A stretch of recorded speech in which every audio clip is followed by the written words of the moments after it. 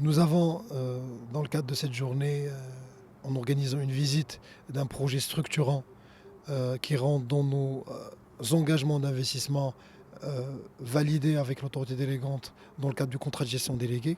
C'est un projet important de lutte contre les inondations. Nous en avons plusieurs en cours de réalisation.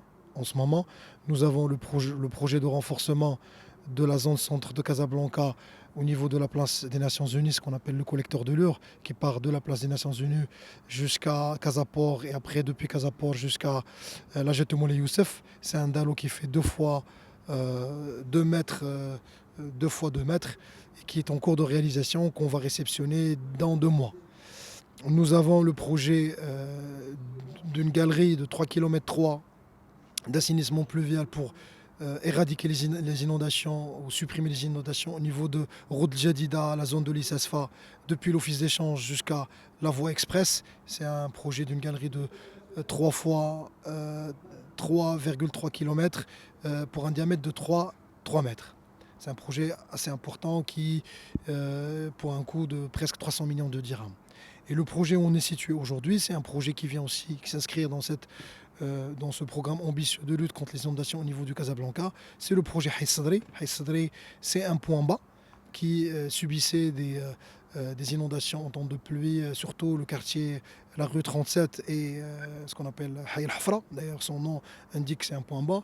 Et dans le cadre de notre projet, nous réalisons une galerie de stockage de 14 000 mètres cubes de 4 mètres de diamètre sur 1,5 km à peu près pour un montant de presque 200 millions de dirhams.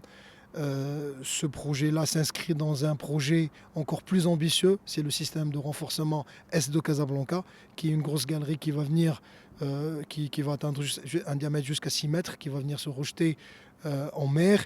Et nous réalisons on va dire un premier tronçon de ce gros projet qui va permettre de lutter contre les inondations au niveau de ce quartier de Casablanca. Il y a d'autres projets qui sont... L'objectif de ces projets-là, c'est bien sûr, c'est d'améliorer la qualité de service.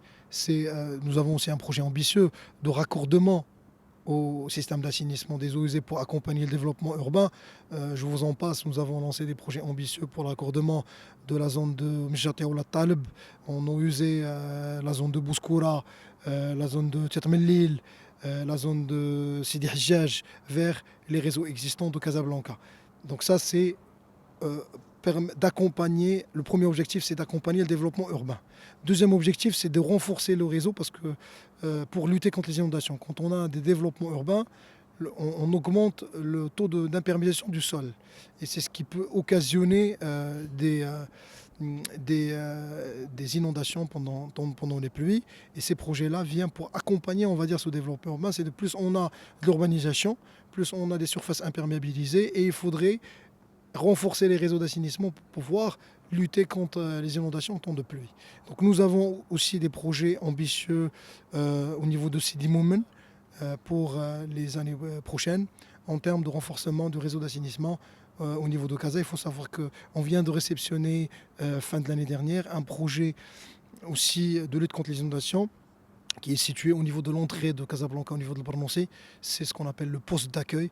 Et là, on a réalisé une grande galerie de stockage de presque 10 000 mètres cubes à l'entrée de Casablanca qui a pu, on va dire, supprimer ou atténuer les effets des inondations au niveau de cette pénétrante principale de Casablanca.